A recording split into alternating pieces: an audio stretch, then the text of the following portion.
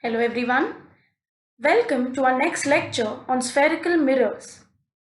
We are going to discuss three main topics in this lecture. Let us start.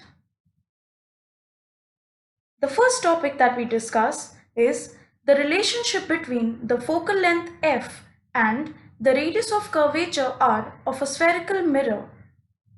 We are taking up the example of a concave mirror. Before we proceed, I would want you all to draw the diagram of this concave mirror. You can pause the video. Welcome back. I am assuming that you have already drawn this diagram. Let us see what we have over here. Let us consider a ray of light AD which is parallel to the principal axis CP or PC, and it is incident on this spherical mirror MN at a point D. Now, the normal to this surface of MN has been drawn at D, and this normal is given by CD. I am sure you would be well aware of the fact that any line drawn from the center of curvature to the spherical mirror at any point on its reflecting surface will be normal to the mirror at that point, or it will be perpendicular to the mirror at that point. Now, the ray AD after reflection passes through the focus F of this concave mirror. Or if we have a convex mirror, it will appear to diverge from the focus F. So as it is reflecting over here, or rather it is converging in the concave mirror, for a convex mirror, the ray will appear to diverge. We are not taking the convex mirror into consideration right now. Well, it is worth noting the fact that these rays, that is the incident ray and the reflected ray, obey the laws of reflection. Let us give a quick recap about what are these laws of reflection. Well, the first law being that the incident ray, the reflected ray, the normal, all lie at the point of incidence and on the same plane. The next law says that the angle of incidence is equal to the angle of reflection.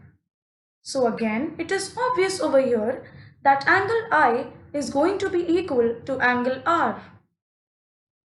Now let us move ahead with the derivation. For your reference, I have already marked down the diagram over here. Now what do we see?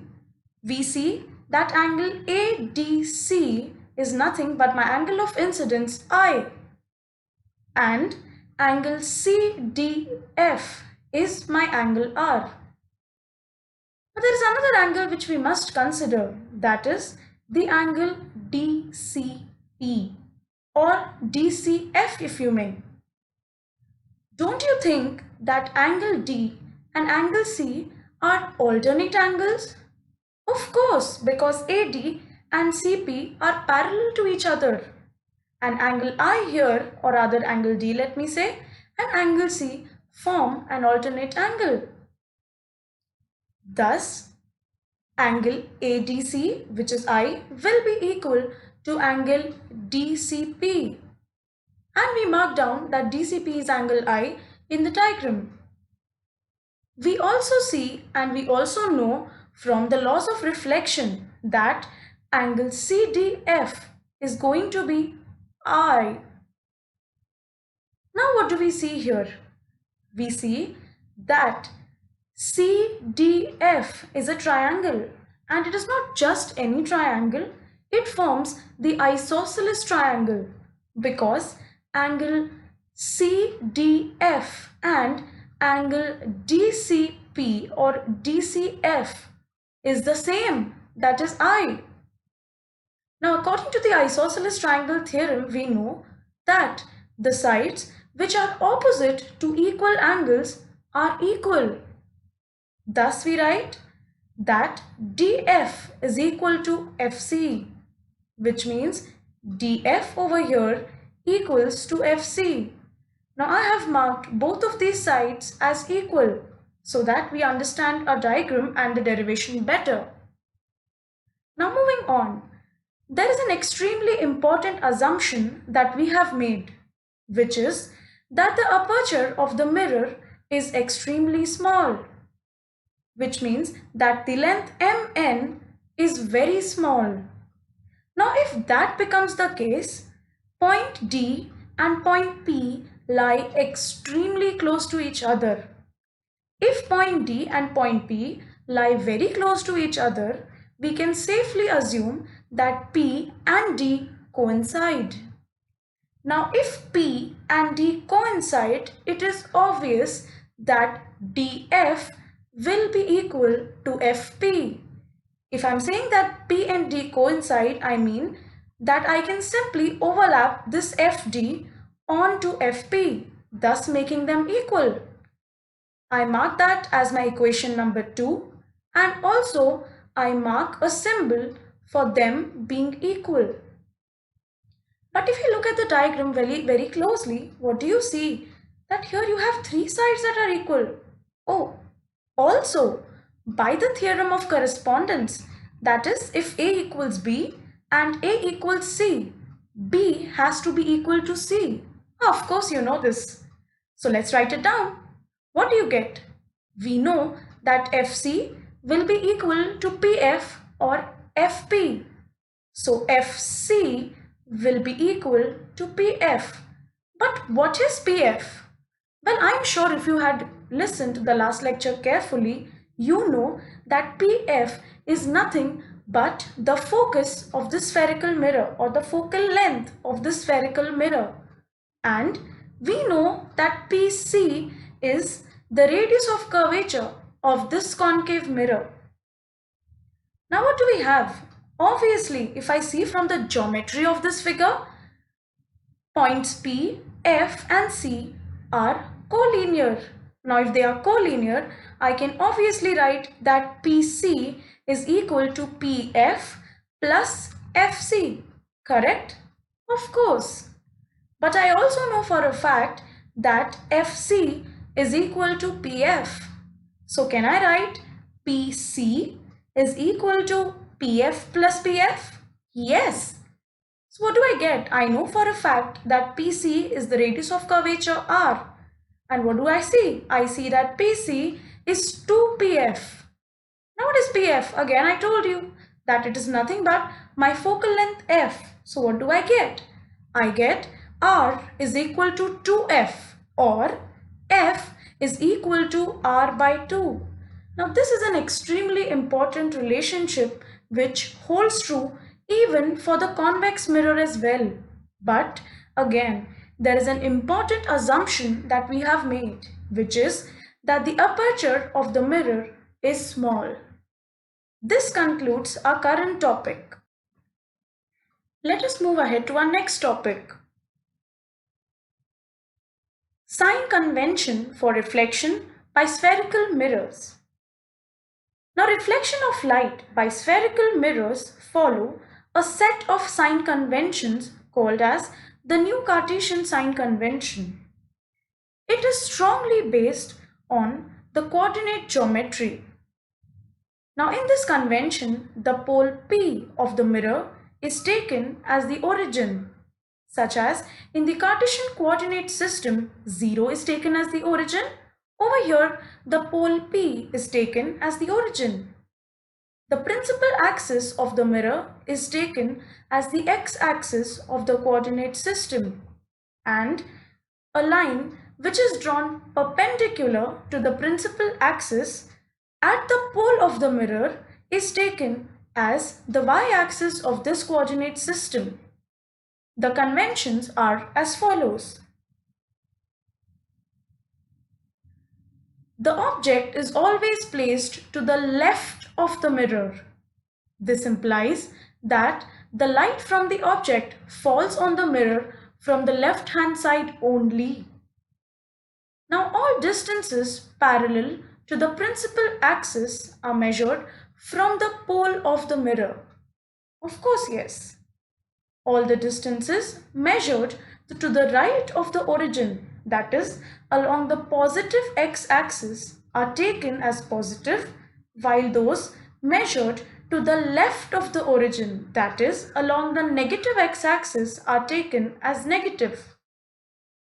The distance measured perpendicular to and above the principal axis, that is, along the positive y-axis, is taken as positive, and the distances measured perpendicular to and below the principal axis, that is, along the negative y-axis, are taken negative.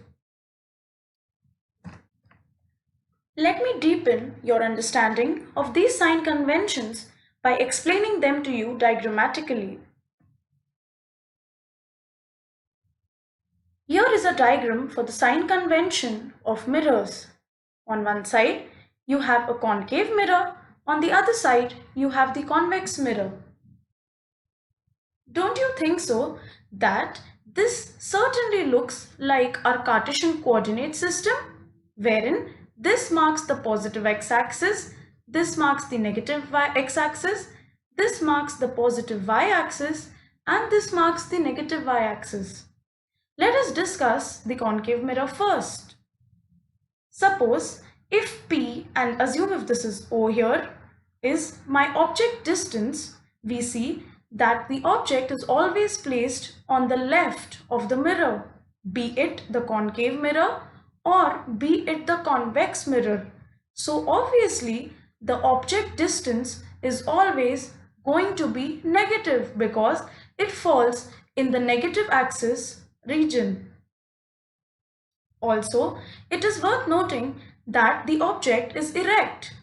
If it is erect, it obviously falls in the positive y-axis. Therefore, the object height will always be taken as positive.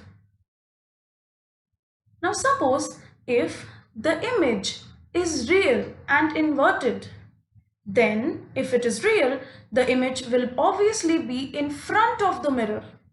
If it is in front of the mirror, the image distance is again going to be negative, while if the image is going to be behind the mirror, the image distance is going to be positive.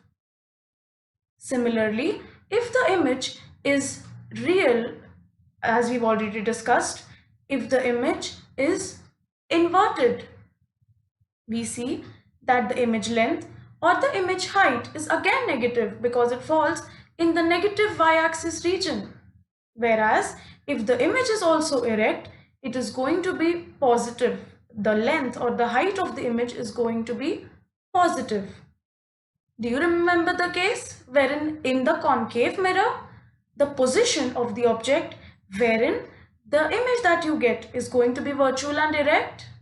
Think and let me know. Moving on to the convex mirror.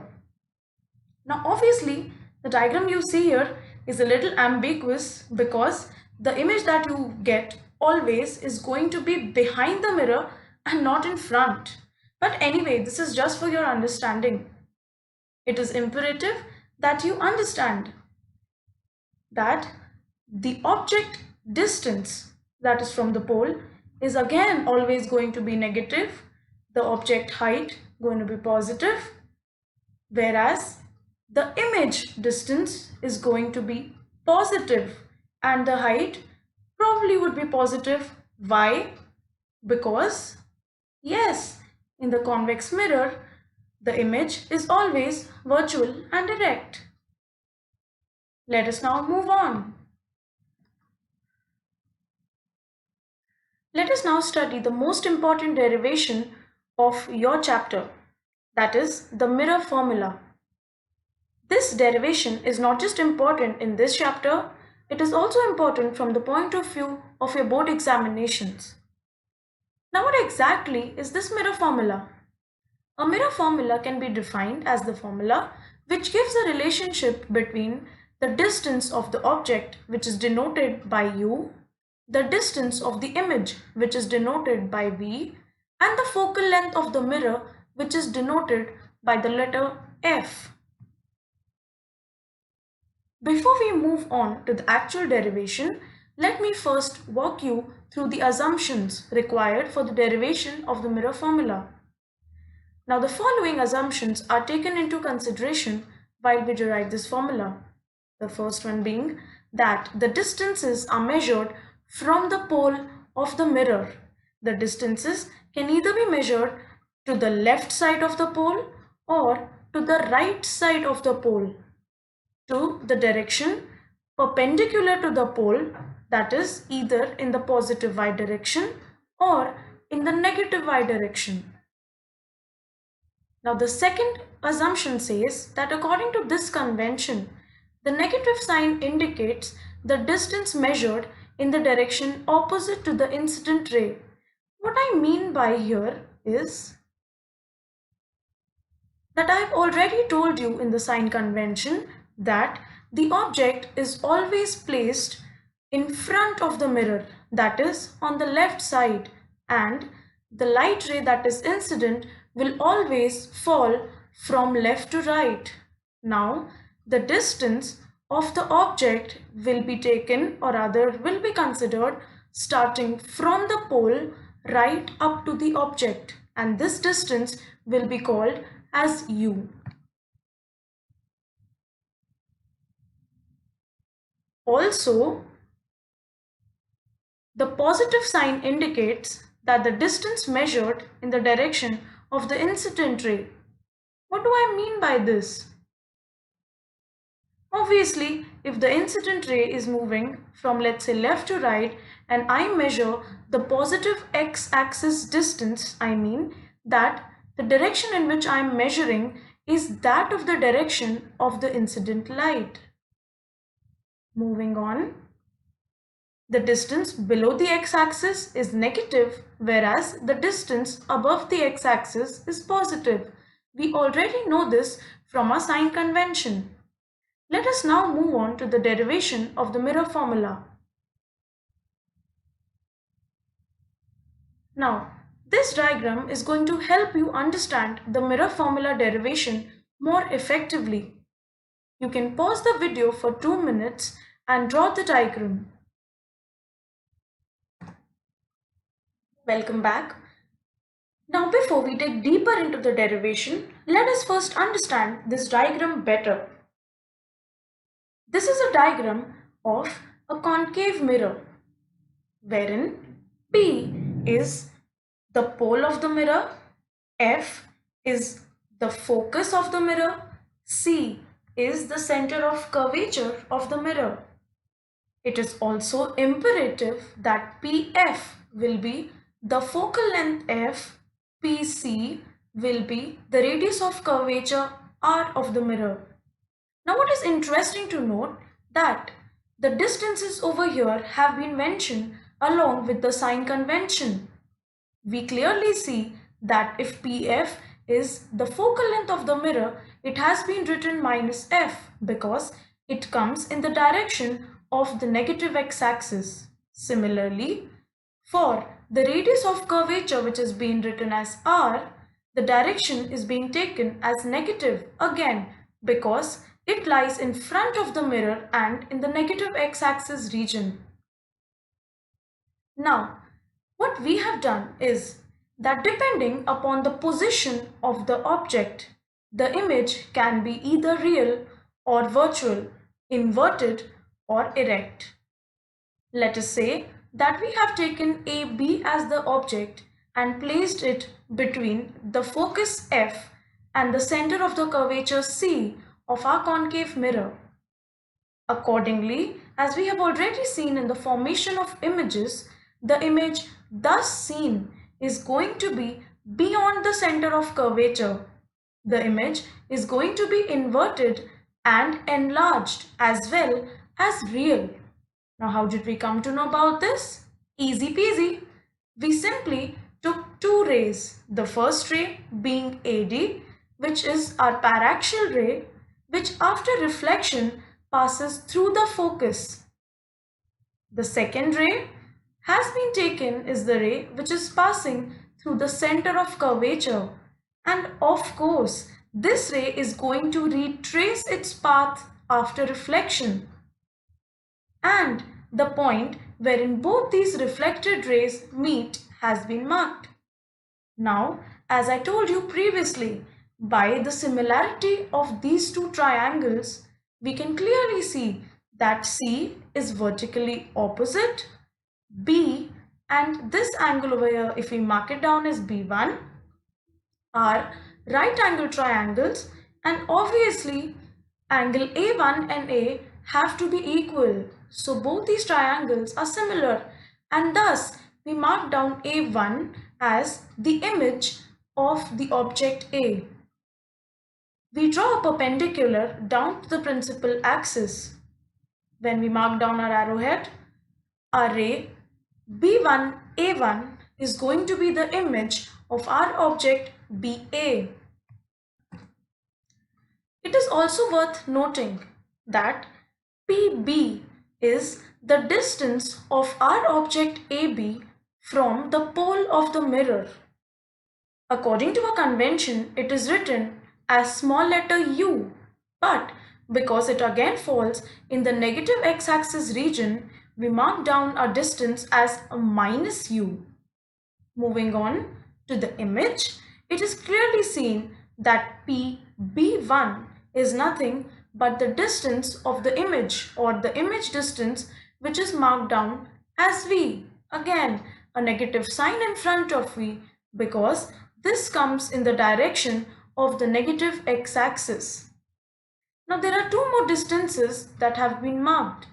Although we do not require it in the mirror formula derivation, but it is important for us to know. What are these distances? Yes, it is nothing but my object length and my image length or image size. Now, the object height or object length or object size has been marked as h1. Clearly, it is taken as positive because it falls in the positive y-axis, whereas the height of the image has been taken as a negative h2 because it comes in the negative y-axis. Let's move on and derive this mirror formula. You know, this is just a simple relation between V, U and F. So obviously, somewhere in the long run, we have to relate PF with PB and PB1.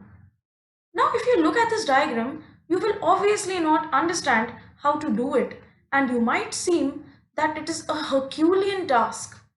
But oh, behold, we clearly see that we have a set of similar triangles, and we get these triangles because of the incident rays that we have drawn. So please mark it down, guys. The two similar triangles that we are going to note and we are going to consider over here is triangle ACB and triangle A1CB1. This is going to be our first set of triangle. And for the second set of similar triangles, it is worth noting that we have dropped a perpendicular to the principal axis from the point D on the mirror. Thus, we see that DE is parallel and equal to AB, is it not? Of course it is, because ADEB forms a rectangle. Yes. Now also we see the fact that triangle FED is similar to triangle FB1A1. We are going to see these triangles and the previous ones soon. So moving on to the derivation, it is extremely clear from this figure that the object AB has been placed at a distance of U from the pole of the mirror. Also, we can see that the image which is thus formed is at a distance of V from the pole of the mirror. Now, the reason we have taken minus over here is something that I have already told you. Sign conventions. Oh yes. Alright, so let us take up our first set of triangles. That is triangle CBA and triangle CB1A1. You can name them in any order, but the order has to be specific considering their similarities. Oh, let's prove whether they are similar or not first. What do we see? Let's consider angle C here. Can I write angle C as ACB? Of course I can. What I also see that angle A1CB1 is equal to that of angle ACB. The reason being both of them are vertically opposite angles. I write them down. The next angle that I see equal in these two triangles is angle B1 and angle B. So I can clearly write down that angle ABC is equal to angle A1B1C. Now if both these angles, that is angle C and C and B1 and B are equal, it is imperative that angle A is equal to angle A1, and this is something which we have even known previously while we were studying the image formation. Let us put this strength into our picture and see what we can derive. Now,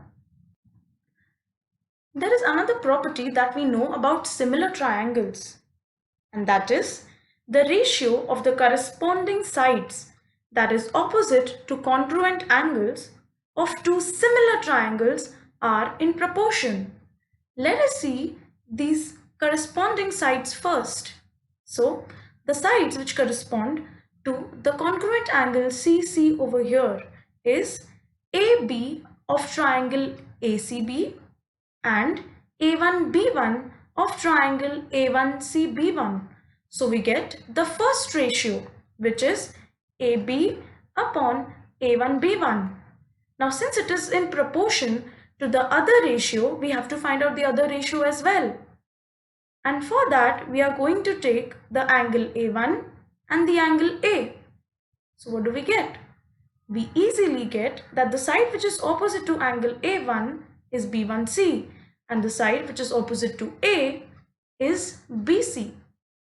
Writing them down, we obviously get that BC upon B1C is equal to AB upon A1B. We are again exploiting the property of the corresponding sides that are opposite to congruent angles being in proportion, their ratio rather. Well, similarly, for these triangles, that is FED and FB1A1, yes, what do we see? We see again that DFE, or rather angle DFE, is equal to angle A1FB1, and angle B1 and angle E are again right angle triangles. So obviously angle B1A1F and angle EDF are same, that is angle A1 over here is equal to angle D here. Again exploiting the property that the ratio of the corresponding sides of congruent angles of these two similar triangles are in proportion. The moment I say are in proportion, it means that the ratios have to be equated. Yes, so I can easily write down the equation again. What do I write? Now, I write, or rather I take the ratio from the angle F, or rather the ratio of the sides which are opposite to angle F first. What are those sides? The first one being ED and the second one being A1B1 or B1A1 as you wish. Now this ratio is going to be equal to the ratios of the sides which are opposite to the other congruent angles. What angle would that be? I can easily take that angle to be as A1 and angle D here.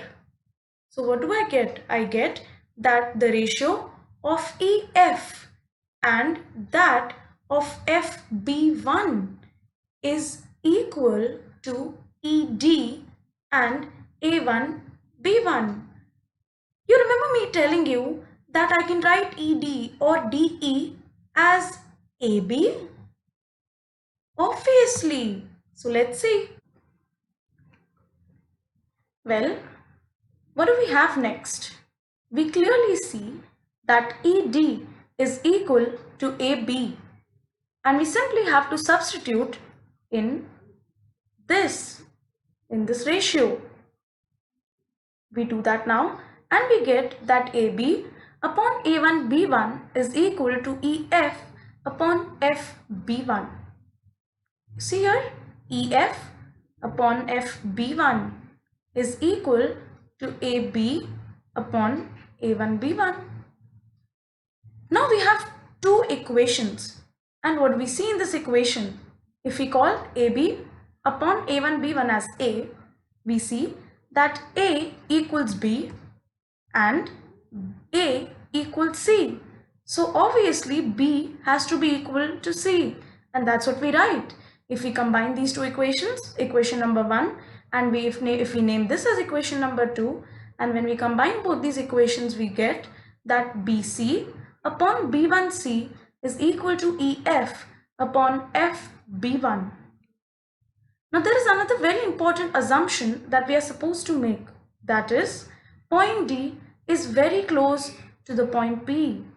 Thus, the normal that is drawn and the distance between EP is extremely small. If the distance between EP is extremely small, we can very safely say that E coincides with P. Can we not? Of course we can. Now if E coincides with P, we get that FE will be equal to FP or PF. And thus, where we have written EF, we can simply write PF. That's what we do. So we get BC upon B1C is equal to PF upon FB1. Now if you look very closely at the diagram, what do you see? You see that the first term of the numerator on the LHS, that is BC, over here, can you see this? Of course, BC is nothing but PC minus PB. Obviously, because all these points are collinear again, I just require BC, and I cannot, for the love of God, find it out if I do not know the distances. Correct? So let me find out the other distances as well. Moving on to B1C, which is in the denominator of the LHS, and we can again locate B1C in our diagram over here. We see that B1C is nothing but PB1 minus PC. We see that P, C and B1, all the 3 points are collinear, and obviously B1C is nothing but the difference of the collective PB1 and PC. So can I write it again? Of course I can. I write B1C as PB1 minus PC. Moving on to the RHS. The numerator has got PF. What exactly is the PF? I can simply write PF as PF. No hard and fast rules for that. Now, what about FB1? Can you locate FB1 here? Yes, that's it. Alright, what do you think is FB1 here? Don't you think so? F is the difference between PB1 and PF. Obviously, again, P, F and B1, all of them are collinear, correct? So rather than writing FB1, I can simply write it as PB minus PF.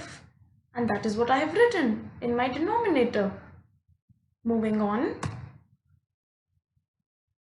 We now substitute the values of the above segments along with their sign. Thus, what do we have?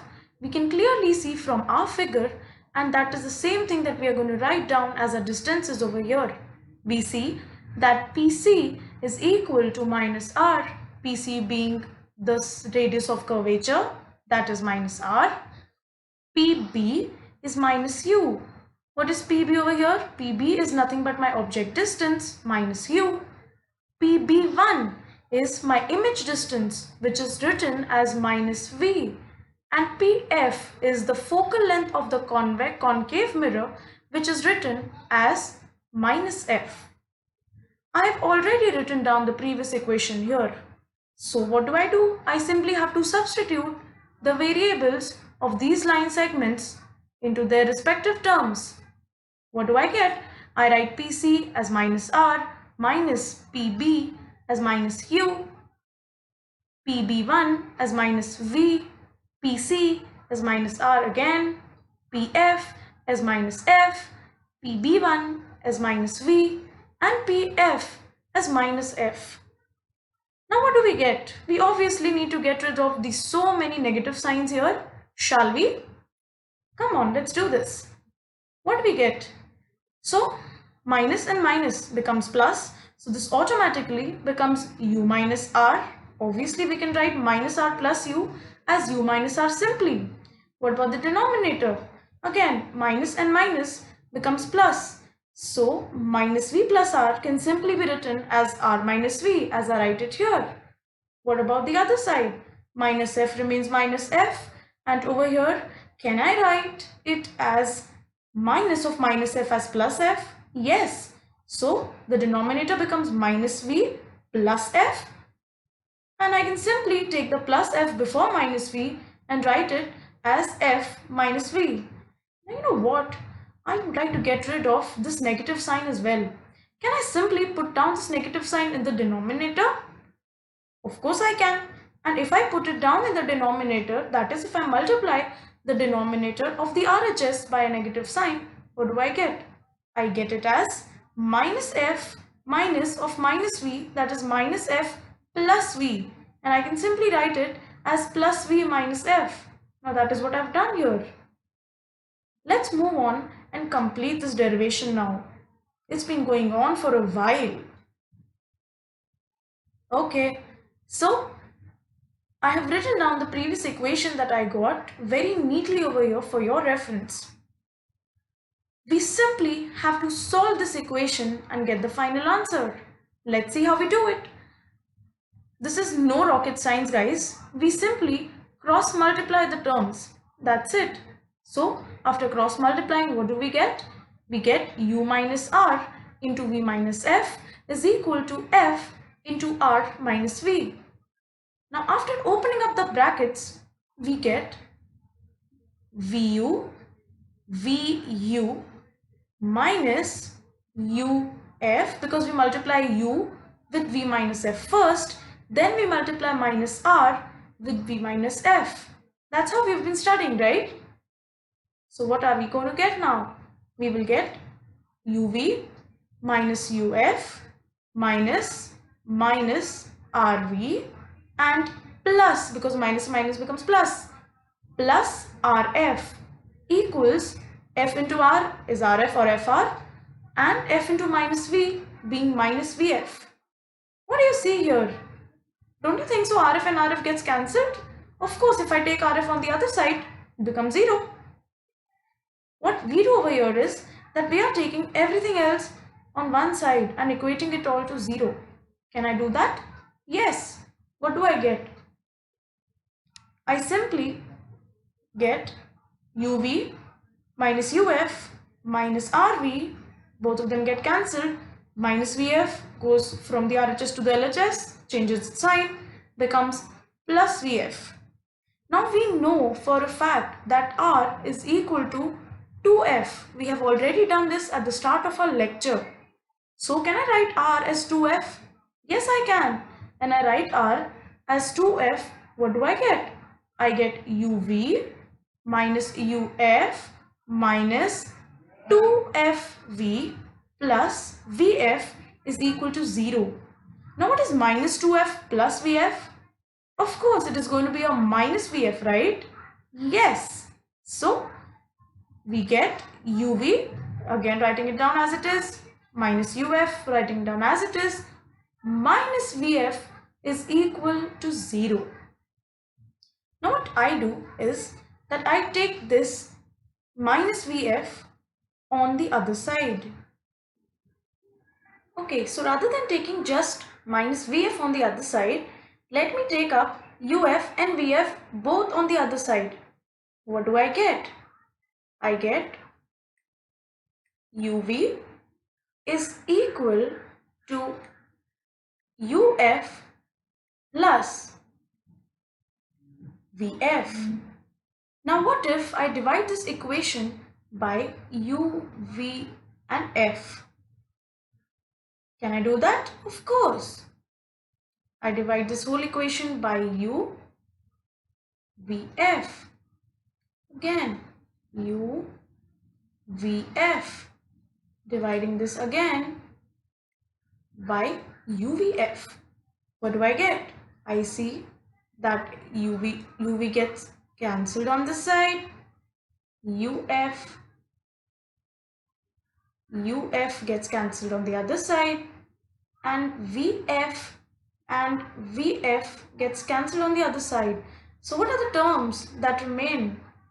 It's just 1 upon F is equal to 1 upon V plus 1 upon U. That's right. This is my mirror formula. Let us now move on to the last topic of this chapter, magnification of a spherical mirror. What exactly is magnification?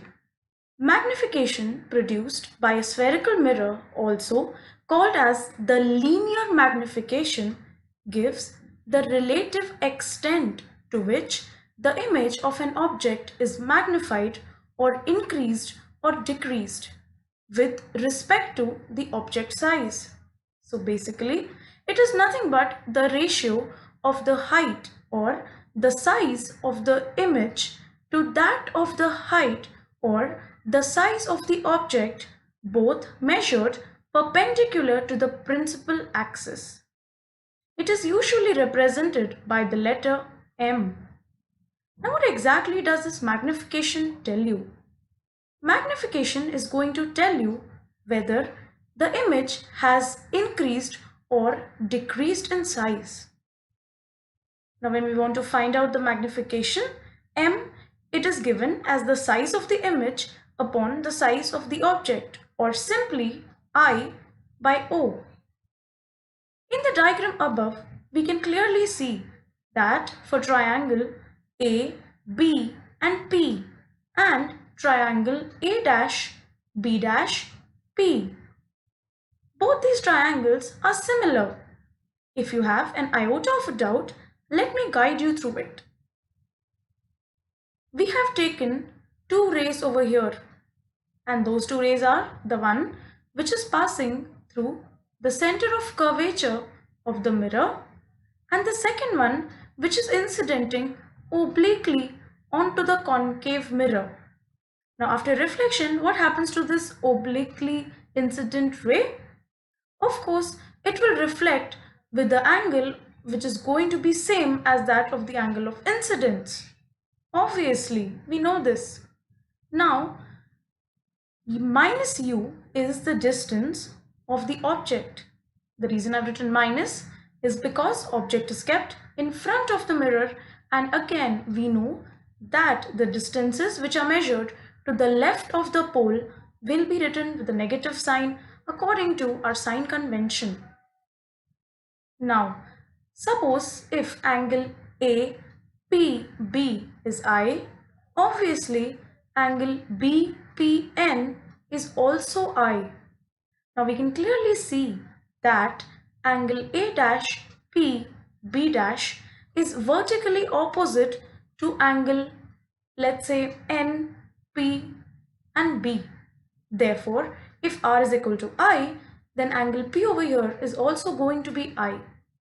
Now if you consider these triangles closely, ABP and A dash P B dash, you see that I is equal to I, B and B dash are same because both of them are right angles. Therefore, it leaves us with only one option, and that is angle A will be equal to angle A dash. Thus, we prove that triangle ABP and triangle A dash P B dash are similar.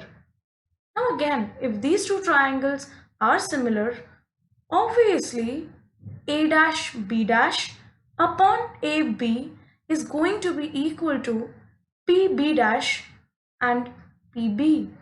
We are simply exploiting this property again. So what do I get? If ABP and A dash B dash P are similar, H2 upon H1 is equal to V upon minus U.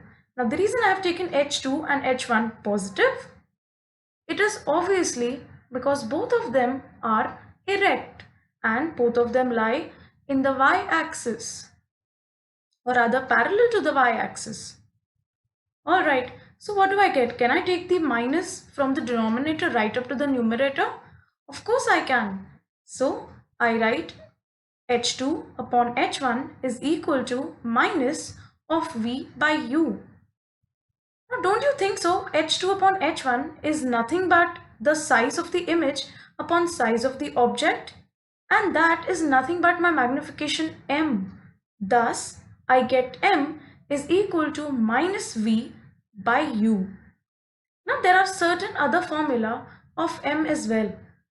I'm going to come back to this slide and make sure that you note this down again. But before that, let's derive these formulas. Now how do we derive the other formulae for linear magnification? Let's take the mirror formula. Now when we take the mirror formula, which is 1 upon f is equal to 1 upon v plus 1 upon u. You can write it the other way, there is no problem. We simply multiply both these sides by v. So if you multiply these sides by v, what do we get? V upon v plus v upon u is equal to v upon f, or 1 plus v upon u is equal to v upon f. Now let me take v by u over here on the other side and v by f here on the other side. So what do I get? I get 1 minus v by f is equal to minus v by u. But I know for a fact that minus v by u is nothing but the magnification M. Yes? So how do I write this as? I can write it very clearly that M is equal to 1 minus v by f. And then I simply cross multiply it with f because I need to take the LCM over here of f and 1. So I get my formula for M as f minus v upon f. This is one of the formula of magnification when in your numerical the focal length and the image distance is given. Let's take up the other formula now. For the other formula, we simply multiply our equation 1, which is the mirror formula, on both the sides by u. You remember what is u? Yes, it is the object distance. Now after multiplying this equation number 1 or the mirror formula by u, we get u upon v plus u upon u is equal to u upon f, or u upon v plus 1 is equal to u upon f. Now we simply take this plus 1 onto the other side to obtain u by v on one side and everything else on the other. So what do we get? U by v is equal to u by f minus 1, and on cross multiplying f we get u minus f upon f is u by v. Hold on, we are not done yet. We know that m is equal to minus v by u. So what do we have to do here? We simply have to take its inverse with a negative sign. That's it. When we take its inverse, what do we get? The f in the denominator moves to the numerator, and the u minus f from the numerator moves down to the denominator, but with the negative sign. So, can I just write it down? Of course, I get it minus u minus f upon F inverse is nothing but minus of F upon U minus F, which will be F upon F minus U, and this is nothing but my magnification M. Do we get the same thing here? Of course we do. I have simply taken the negative sign from the numerator, multiplied it with the denominator, so minus and minus of F will give me a plus F, and minus when multiplied with U would give me a minus U. So there are three different formula that I get of linear magnification, that is minus of V by U, F minus V upon F, wherein in your numerical the focal length and the image distance is given, and also F upon F minus U when in your numerical the focal length and the object distance is given. Now, it is worth noting that a negative magnification corresponds to a real and inverted image, while a positive magnification corresponds to a virtual and erect image. Let us now summarize magnification. We will be taking up specifically three cases to understand this better. But first, the magnitude of magnification will be greater than 1 if the image is larger than the object. That means if we have an enlarged image. The magnitude of magnification will be less than 1 when the image is smaller than the object, which means that the image is going to be diminished. In all the cases that we see over here, we can clearly see that in the concave mirror, when the position of the object is beyond C, the position of the image is between C and F, and the magnitude of magnification is less than 1. That is, the image is diminished. Also, over here, we clearly see that in the case of, let's say, a concave mirror again, when the position of object is between C and F, that is the center of curvature, and the focal length F, we see that the position of the image is beyond the center of curvature and the magnitude of magnification is greater than 1 because, as you can see here, the image is greater in size or larger in size as compared to that of the object. What is interesting to notice that M will be negative if the image is real and M will be positive if the image is virtual. Let us take up three different cases to understand this better. Let's assume for case 1, that is when my object is between the center of curvature C and the focus F as shown here. I clearly know that it has a negative U is nothing but the object distance. It also has a negative V, which is here. Magnification is clearly given as minus of V by U. Now, since V is negative and U is negative, when we write the values over here, we are going to include their signs as well. So we write down minus of minus V upon minus U. Minus and minus gets cancelled.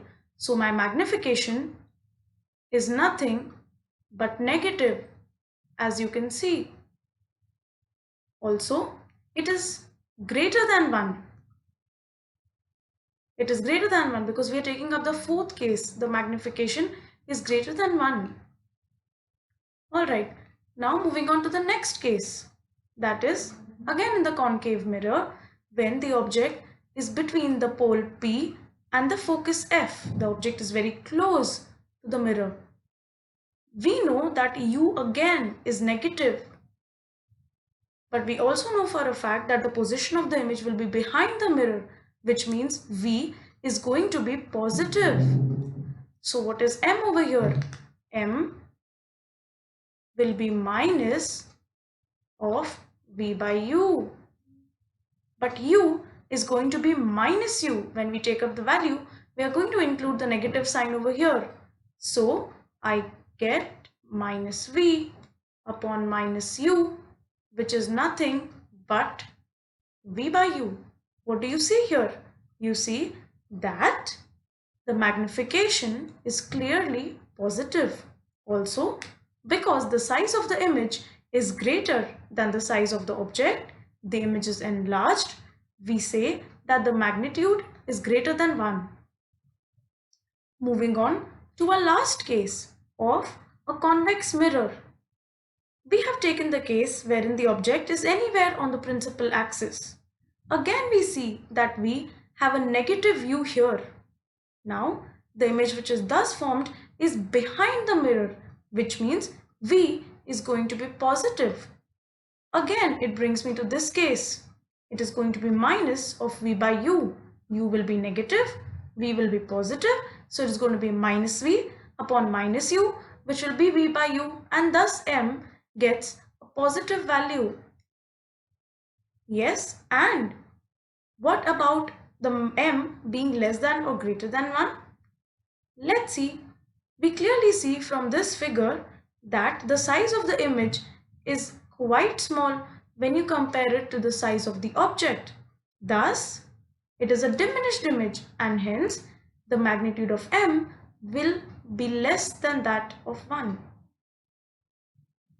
This is where we end our topic today. If you have any query, you can write down in the comment section. Thank you very much and have a nice day.